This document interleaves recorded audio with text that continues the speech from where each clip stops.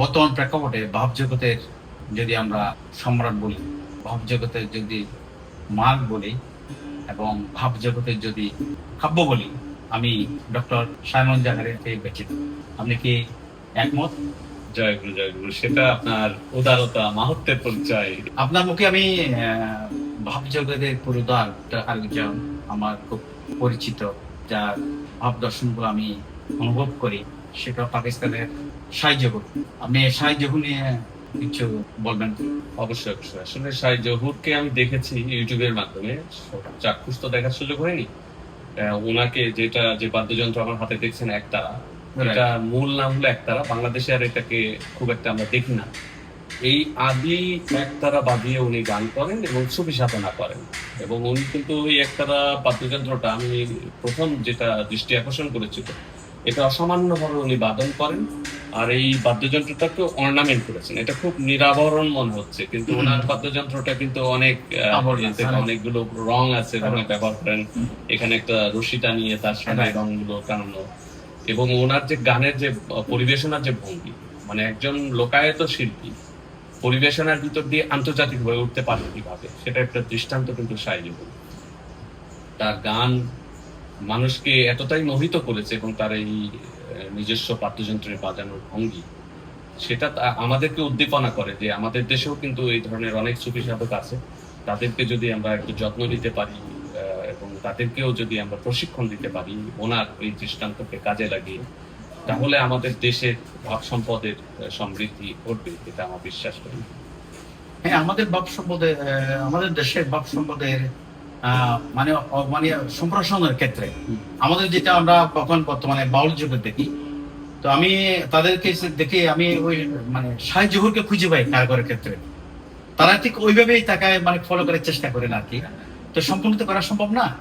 তো এই ক্ষেত্রে শাহ জহুরকে আমরা হয়তো আমাদের দেশে আমাদের বাউল সমাজের এবং ভাব দর্শনের ক্ষেত্রে আমরা তাকে যদি আরেকটু মডিফাইড করে তাদের ব্যাপারগুলোকে তার মানে তার চিন্তাধারা গুলোকে যদি আমরা আমাদের বাউলদের মাধ্যমে নিজেদের মতো করে প্রচার করতে পারি, তাকে কি আমরা আরো বেশি ভাব সম্পদ আমাদেরকে ঋদ্ধ হবে না?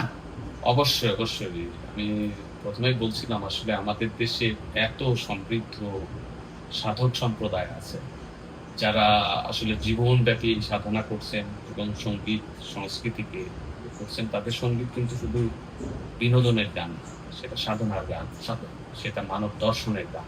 সেটা কিন্তু আমাদেরকে যুগ যুগ ধরে আমাদেরকে শিক্ষিত রেখেছে, কিন্তু আমরা তাদেরকে শিক্ষিত হিসেবে মর্যাদা দিইনি। কিন্তু আমাদের যদি লোকশিক্ষার বাহন যারা ধারণ করেছেন, তাদেরই অগ্রনায়ক হচ্ছে আমাদের এই ভাবক সাধকরা, যেটা শাহ জহুর করেছেন। এবং আমাদের এখানকার সাধকরা, বিশেষ করে আমাদের যদি ফকির লালন সাহেব বলি বা চট্টগ্রাম অঞ্চলের মাঝ ভান্ডারী তরিকার সেই রমেশ শীলের কথা বলি, মাঝ ভান্ডারী গানকে পরিচিত করেছেন সারা বিশ্বব্যাপী। এছাড়া যদি আমি ব্রাহ্মণবাড়িয়ার মনমোহন দত্তের কথা বলি, এরা সবাই কিন্তু খুব নিরাবরণ দেশীয় বাদ্যযন্ত্র বাজিয়ে এবং দেশীয় সঙ্গীতের ধারার ভিতর দিয়ে কিন্তু মানব তত্ত্বের কথা প্রচার করেছে। সবার ঊর্ধ্বে তো মানুষ, আর মানুষ কিন্তু ঈশ্বরের বাহন, স্রষ্টার বাহন। মানুষ কিন্তু আল্লাহকে নিয়ে, স্রষ্টাকে নিয়ে চলাচল করে। সেক্ষেত্রে একটা মানুষের মনে আঘাত দেওয়া যাবে না, কারণ মানুষকে আঘাত দিলে তো কিন্তু কষ্ট পায় স্বয়ং স্রষ্টা। এটা কিন্তু এই সাধকেরা আমাদেরকে শিখিয়েছেন। এবং আমাদের আমরা যেটা আপনার বিভিন্ন সাক্ষাৎকার এবং বিভিন্ন আমি লেখাই পড়েছি, যে আমাদের আসলে যে আত্মা এবং পরমাত্মার যে মিলনের যে আকাঙ্ক্ষা, ওটা তো রাধাকৃষ্ণ। অবশ্যই এইটা দ্বিমত আমি করি না, কারণ আমি বাংলা সাহিত্যে পড়েছি। আসলে রাধাকৃষ্ণ প্রেমকে শুধুমাত্র মানবিক প্রেমের জায়গা থেকে হিসেবে না, এটা কিন্তু আধ্যাত্মিক একটা প্রেম। আর স্রষ্টাও কিন্তু এটা আছে, একটা তত্ত্ব কথা আছে যে রস আস্বাদন করার জন্য স্রষ্টা কিন্তু দুই ভাগ হয়েছে, অর্থাৎ নিজের একটা ভাগকে নর পরিণত করেছেন আর একটা ভাগকে নারী পরিণত করেছেন। কারণ আসলে রসাস্বাদন হয় না, প্রেমের রসাস্বাদন করতে গেলে নারী পুরুষের দুইটা সত্তা লাগে। একটা চুম্বক যেভাবে লোহার সঙ্গে আকর্ষণ অনুভব করে, সেভাবে কিন্তু এটা লাগে। কিন্তু আবার লিঙ্গ জ্ঞান যদি থাকে তাহলে আবার প্রেম হবে না। রহমান চিস্তির একটা কথা আছে, লিঙ্গ জ্ঞান আছে যার, কৃষ্ণ প্রেম দুঃসাধ্যতা। লিঙ্গ জ্ঞান থাকলে কিন্তু প্রেম হবে না। কারণ আমাদের মানব সংসারে আমরা যেমন পুরুষ আছি, নারী আছি, নপুংসক আছি, কিন্তু প্রেম কিন্তু সব লিঙ্গের ঊর্ধ্বে। প্রেমের যদি শুদ্ধ প্রেম, লালন সাহেব যেটা বলেছেন, সেই শুদ্ধ প্রেম যদি কাউকে করতে হয় তাহলে করে লিঙ্গ জ্ঞানের ঊর্ধ্বে উঠতে হবে। লিঙ্গ জ্ঞানের ঊর্ধ্বে ওঠা কিন্তু খুব কঠিন ব্যাপার। সেটা আপনি যেটা বলছেন, কৃষ্ণ আরাধন ছাড়া কিন্তু লিঙ্গ জ্ঞানের ঊর্ধ্বে ওঠা যায় না। ওটাই জানো পুরো রাধা আরাধন ছাড়া কিন্তু কৃষ্ণ জ্ঞানের ঊর্ধ্বে ওটা জানো। দুটাই আমার লাগবে।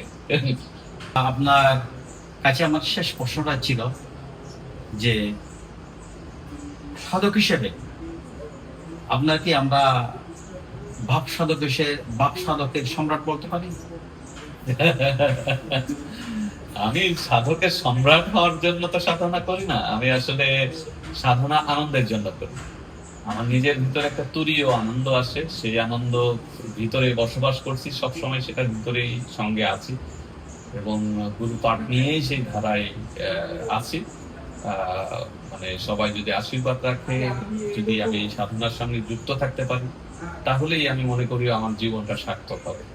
যদি গুরুর দাস্যবৃত্তি করে প্রেম আরাধনকে নিজে ধারণ করতে পারি, সেটাকে মানুষের ভিতরে ছড়াতে পারি, সেটাই তো সব থেকে সুখে এবং মানব জন্মের সার্থকতা করতে পারি মনে করি। আমি আপনার সাথে যতটুকু মিশেছি তাতে দেখেছি আপনার প্রকাশটা কম। আপনার যেটা আত্মিক প্রকাশ, আত্মিক হৃদ্যতা, সাধুতা, সাধুজন, সেটা বাইরে প্রকাশ কম।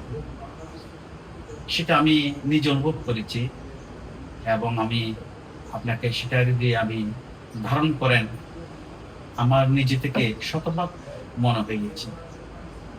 তো এই ক্ষেত্রে আপনার সাধিকা সৃজনী তানিয়া কি আপনার কোনো গুরুত্বপূর্ণ অংশীদার মনে করেন?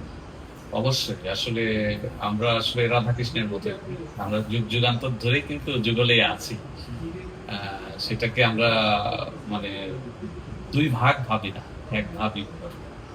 এবং সেটা আমিও অনুভব করি, সেটা সাধিকা সৃজনিতা নিয়েও অনুভব করি। সেজন্য তো আমরা সাধু সঙ্গ করে যাচ্ছি এবং সাধু সঙ্গের সঙ্গে সঙ্গে আমরা চর্যাপদের গানের পুনর্জাগরণ করছি। এটা কেন করছি? আসলে আমাদের আদি ভাবধারার কাছে যদি আমরা না যাই, তাহলে কিন্তু আমরা বিভ্রান্ত থাকবো। ইতিহাসের শুরুটা যেখান থেকে হচ্ছে, সেই ইতিহাসের নাভিমূলটা যদি আমি আমার অঙ্গে, আমার চিত্তে, আমার চৈতন্য, আমার প্রেমময় ভাবের ভিতরে ধারণ না করতে পারি, তাহলে কিন্তু আমাদের সংকট কোনোদিন কাটবে না। আমাদের দেশের সব থেকে বড় সংকট হচ্ছে আমরা ইতিহাসের নাভিমূল থেকে বিচ্যুত হয়ে গেছি। আমরা ইতিহাসের সেই নাভিমূলের সঙ্গে মানুষকে আবার সম্পৃক্ত করার সাধনা করতেছি। সেটা সাধিকা সৃজনী তানিয়া যেমন আমার সঙ্গে আছেন, এছাড়া আমাদের সারা বাংলাদেশের যত ভাবক সাধকরা আছেন, আমি মনে করি তাদের সবাইকে আমি আমার আত্মার অংশ হিসেবে, আমার অংশীদার হিসেবে তাদেরকে পেয়েছি।